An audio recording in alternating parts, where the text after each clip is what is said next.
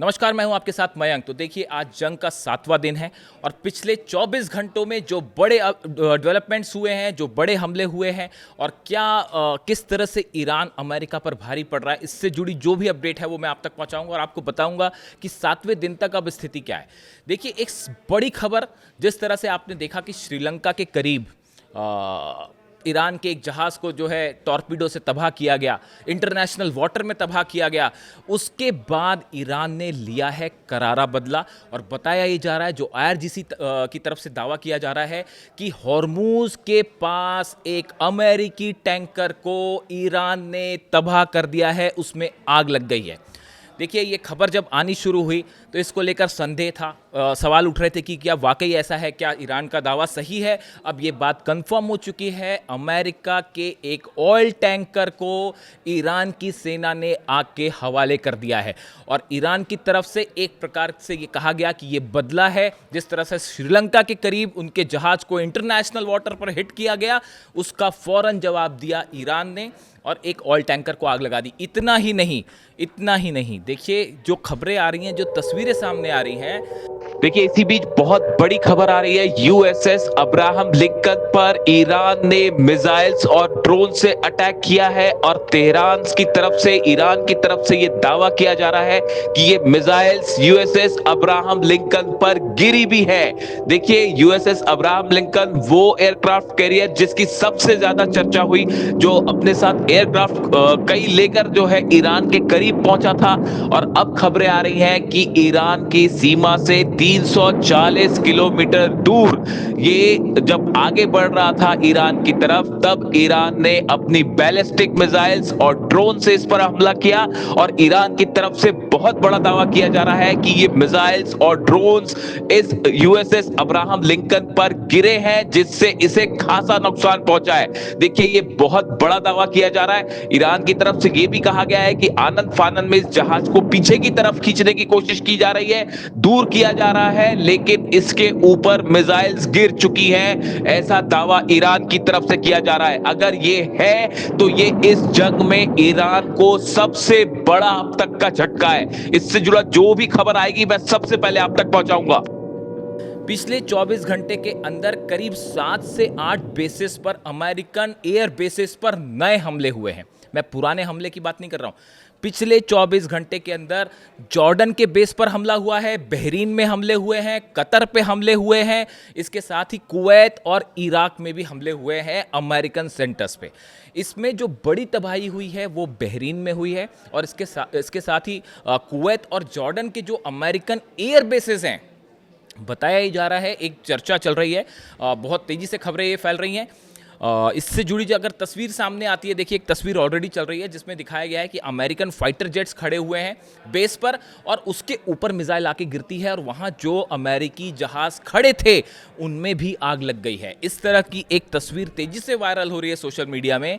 जैसे ही इसका कन्फर्मेशन आएगा, मैं आपके पास ये खबर लाऊंगा कि क्या वाकई ऐसा है। ईरान की सेना की तरफ से दावा किया जा रहा है कि अमेरिका के इस बेस पर जो हमला किया गया उसमें वहाँ बड़ी तबाही हुई है और एक बड़ा नंबर भी फिगर किया जा रहा है ईरान की तरफ से कि अमेरिका के बड़ी संख्या में सैनिक मारे जा चुके हैं। देखिए, कल जो मैंने आपको पिछले वीडियो में बताया था कि अमेरिका की जो सेंट्रल कमान है उसकी तरफ से पेंटागन को ये रिक्वेस्ट गई है आनंद फानन में एकदम कि फौरन और सैनिक भेजिए, फौरन सर्विलेंस राडार्स हमें चाहिए। अब ये देखिए, पहली बात तो ये, जब वो कह रहे हैं कि फोर्सेस भेजिए, मतलब फोर्सेस कम, सैनिक कम पड़ रहे हैं। सैनिक कब कम पड़ रहे हैं? जब आपका अब्राहम लिंकन खड़ा है, गिरल्डार फोर्ड खड़ा हुआ है, आपके 17 डिस्ट्रॉयर्स खड़े हुए हैं, आपकी सबमरीन्स खड़ी हुई हैं, इतने सारे F-35 फाइटर जेट्स खड़े हुए हैं, F-16 खड़े हुए हैं। इन सब के बावजूद, इतने बड़े जमावड़े के बावजूद, इजराइल की सेना अलग, उसके बाद भी अमेरिका को ये लग रहा है कि हमारे सैनिक कम पड़ गए हैं। तो इसकी क्या बड़ी वजह है? क्या ईरान का ये दावा सही है? ईरान की तरफ से दो दावे हुए। देखिए, पहली बार ईरान की तरफ से ये कहा गया कि 500 के आसपास अमेरिकी सैनिक या तो मारे गए हैं या घायल हुए हैं। ये पहला बयान आया था आईआरजीसी की तरफ से, आपको याद होगा करीब 48 घंटे पहले ये बयान आया। उसके बाद ये बयान आता है कि 100 सैनिकों को हमने मार गिराया है और अमेरिका इसको कंफर्म नहीं कर रहा। अब चूंकि ये अभी दावे हैं, जब कंफर्म हो जाएंगे तो मैं आपको कहूँगा कि हाँ कंफर्म हो गए। लेकिन अमेरिका की जिस तरह से ये मांग गई पेंटागन को कि हमें डिस्ट्रेस कॉल कह लीजिए आप इसको, कि और सैनिक चाहिए और जंग तो लंबी चलने वाली है। जब अमेरिका ये कह रहा है कि जंग जो है लंबी चल सकती है, इसका मतलब जो प्लान अमेरिका ने बनाया था वो ऑलरेडी 6 दिन में फेल हो गया है। आज 7वां दिन है। आप खुद सोचिए, दुनिया की सबसे बड़ी सेना होने का दावा कर रहा है अमेरिका, इतने बड़े बड़े जनरल्स हैं और पूरा सब कुछ लगा हुआ है मंथन में, और हमले करने जा रहे हैं, और 6 दिन बाद अचानक अमेरिका को नए सैनिकों की ज़रूरत पड़ जाए, ये कहा जाए हमें रडार सिस्टम दे दीजिए, ये कहा जाए कि ये जंग तो लंबी चल सकती है। यानी आपकी प्लानिंग फेल हो गई। कितने दिन में आप जंग को जीतना चाह रहे थे वो प्लानिंग आपकी फेल हो गई। आप सैनिकों की मांग कर रहे हैं, तो क्या वो दावा सही है ईरान का कि हमने मार दिए 500 सैनिक? उसके अलावा ये तीसरा जो मांग है कि हमें सर्विलांस सिस्टम की और ज़रूरत है। भाई इतने सारे सर्विलांस आपके प्लेन्स आ चुके हैं, पूरी ताकत झोंक दी, इतने सारे सर्विलांस प्लेन आ गए, तो अब और सर्विलांस की ज़रूरत क्यों है? इसकी एक बड़ी वजह जो कि एकदम गेम चेंजर है इस पूरे जंग के बीच में। देखिए, कतर में जो अमेरिका का सबसे बड़ा रडार सिस्टम लगा हुआ था, इसकी कीमत जो है 1.1 अरब डॉलर थी। अल उदैद बेस के पास, अल उदैद से नॉर्थ थोड़ा सा उत्तरी दिशा में ये सबसे बड़ा रडार लगा हुआ था। इसके ऊपर एक डोम बना हुआ था। डोम मतलब एक प्रकार का गोलाकार सिस्टम था, लगा हुआ था। इसका काम ये होता है कि जो भी ईरान के ड्रोन आ रहे हैं, मिसाइल आ रहे हैं, उसको इंटरसेप्ट करना। दुनिया में सिर्फ 6 ऐसे इस लेवल के रडार सिस्टम्स लगे हुए हैं। इस रडार सिस्टम के ऊपर गिरी है ईरान की मिसाइल, और उसने इस रडार को ज़बरदस्त नुकसान पहुंचा दिया है, और अब वो काम करना उसने बंद कर दिया है। इसका मतलब आप समझ रहे हो? इसका मतलब ये है कि अब ईरान की जो मिसाइल्स हैं वो आ रही हैं, अमेरिका उनको लोकेट नहीं कर पा रहा है।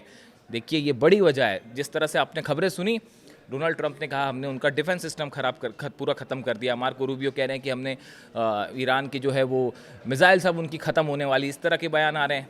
हकीकत क्या है? हकीकत ये भी है कि अगर वहाँ हमले हो रहे हैं तो यहाँ भी अमेरिका का डिफेंस सिस्टम स्वाहा हो चुका है।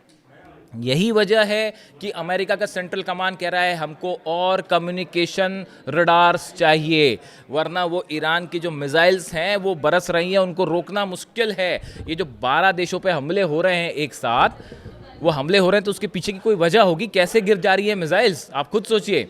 अमेरिका का डिफेंस सिस्टम बुरी तरह से हिला दिया ईरान ने 6 से 7 दिन के अंदर, वरना ये सब मिसाइल्स रोक ली होती। अब आप सोचिए, अगर अल उदैद बेस पर, सबसे एडवांस बेस जिसमें सबसे ज़्यादा सैनिक, सबसे ज़्यादा हथियार, सबसे ज़्यादा फाइटर जेट सब खड़े हुए हैं, डिफेंस भी लगा हुआ है, थार्ड भी लगा हुआ है, पेट्रियट भी लगा, सब डिफेंस लगा हुआ है, इसको भेदते हुए अगर ईरान की मिसाइल इस पर गिर जाती है, देखिए कुछ लोगों ने कहा ड्रोन गिर गया, वो ड्रोन नहीं था, वो मिसाइल थी। समझिए इस बात को कि ड्रोन चीज़ अलग है, मिसाइल अलग है, वो मिसाइल थी। इतना सब होने के बाद मिसाइल गिर गई, इसके आप समझिए कि ईरान ने कैसे अमेरिका के इस डिफेंस सिस्टम को भेज दिया है। उसी का नतीजा है कि धड़ाधड़ मिसाइल बरस रही हैं। अब हालात ये हैं, अगर आप बात कर लें, इजराइल की बात करते हैं हम। इजराइल पे कल मैंने आपको अपडेट दिया था, अब बीती रात का अपडेट देखिए। बीती रात एक बार फिर खैबर मिसाइल से बड़ा हमला हुआ है इजराइल के ऊपर, और ज़बरदस्त तबाही। देखिए, कल तक बताया जा रहा था कि करीब 1000 बिल्डिंग गिर चुकी है पूरे इजराइल में, तेल अवीव में खास तौर पर। अब ईरान के निशाने पर है इजराइल के हर वो बेस जहाँ से इजराइल की सेना जुड़ी हुई है, चाहे वो उनका डिफेंस सिस्टम हो, चाहे वो किसी तरह का एयर बेसेस हो, चाहे वो साइंस सेंटर्स हो, जो भी मदद करता है इजराइल की मिलिट्री की, वो सब कुछ निशाने पे है। और शायद पिछले 72 घंटे से इजराइल के प्राइम मिनिस्टर बंकर से बाहर नहीं आए, ऐसा भी बताया जा रहा है। वो भी बंकर में है, और पूरे के पूरे जो है वो उनके मिनिस्टर्स भी बंकर में हैं। दावे तो बड़े और भी हैं कि नेतन्याहू आजकल दिखाई कम दे रहे हैं, कहाँ हैं उस दावे के बाद से कि उनके दफ्तर पर हमला हुआ है, इस तरह की भी खबरें हैं, लेकिन उनका कोई पुष्टि नहीं है, ना उनका कुछ वो है। तो इस हालत में देखिए, अब डेवलपमेंट्स ये हैं कि अमेरिका के बेसिस पर ज़बरदस्त तबाही, ईरान के दावे कि 100 से ज़्यादा सैनिक मार दिए हैं, अमेरिका का ये कहना सेंट्रल कमांड का कि हमें मदद भेजिए, इस बीच में रडार डोम सबसे बड़ा रडार सिस्टम तबाह होना, ये ऐसे झटके हैं जो बता रहे हैं कि ईरान के हमले कितने पिन पॉइंटेड हैं, टारगेट चुन चुन के हमले किए जा रहे हैं। और एक प्रकार से माहौल है भाई, भले डोनाल्ड ट्रंप अपना मिसाइल मिनटमैन 3 टेस्ट कर लिया उन्होंने, पुतिन जो है वो बीच में आ गए, उन्होंने कहा कि हम आपको सफल ही नहीं होने देंगे ईरान में। यानी देखिए मामला जो है वो भले ऐसा लगे देख के कि ईरान अकेला लड़ रहा है और वहाँ पे बम्बार्डमेंट हो रहा है, भयंकर बमबारी हो रही है तेहरान में, इसमें कोई शक नहीं है, लेकिन उसके बावजूद लाखों लोग तेहरान में सड़कों पर हैं अब भी और नारे लगा रहे हैं कि जीतना तो ईरान की जीत तय है। तो इन सिचुएशन में अमेरिका का ये ऑपरेशन आज 7वें दिन पूरी तरह से डीरेल हो चुका है। और अब तो बड़ा सवाल ये है, अच्छा ईरान के मिसाइल्स जो कम हो रही हैं, मार्को रूबियो ने कहा कि हमले कुछ कम हुए हैं, स्ट्रैटेजी का हिस्सा है वो। इसराइल की जो डिफेंस मिसाइल थी उसको ख़त्म करना स्ट्रैटेजी है, अमेरिका की जो डिफेंस मिसाइल्स हैं उसको ख़त्म करना एक स्ट्रैटेजी है, थर्ड पेट्रियट ख़त्म होना स्ट्रैटेजी है।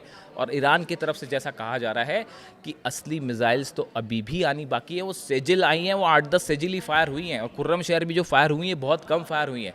अभी वो असली जनरेशन की जो मिसाइल्स हैं वो तो अभी बची हुई हैं, वो तो फायर भी नहीं हुई। तो इस तरह की बात कहना कि ईरान की मिसाइल्स कम हैं, बिल्कुल बेसलेस, इसका कोई प्रमाण नहीं है। ईरान के पास कितनी मिसाइल्स हैं शायद अमेरिका कभी पता नहीं लगा पाए।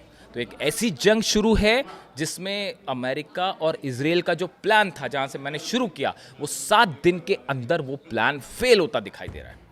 इससे जुड़ा जो भी अपडेट होगा वो मैं अपने नेक्स्ट वीडियो में आपको बताऊंगा कि दिन भर में क्या अपडेट है, आगे आपको बताऊंगा। Thank you so much.